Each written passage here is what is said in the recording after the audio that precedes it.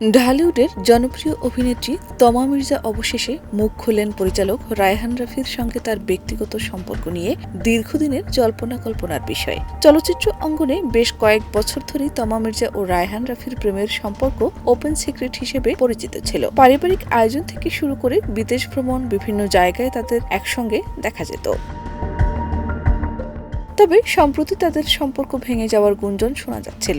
এ নিয়ে এতদিন কেউই প্রকাশ্যে কিছু না বললেও এক অনুষ্ঠানে সরাসরি প্রশ্নের মুখে বিষয়টি পরিষ্কার করেন তমা। রায়হান রাফির সঙ্গে এখনো সম্পর্ক আছে কিনা এমন প্রশ্নের জবাবে কিছুটা দ্বিধা প্রকাশ করে তিনি শেষ পর্যন্ত বলেন না।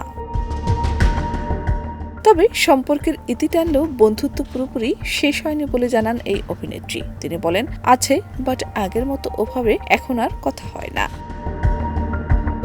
তমার এই মন্তব্য থেকে স্পষ্ট, একসময়ের আলোচিত এই সম্পর্ক এখন ভিন্ন রূপ নিয়েছে।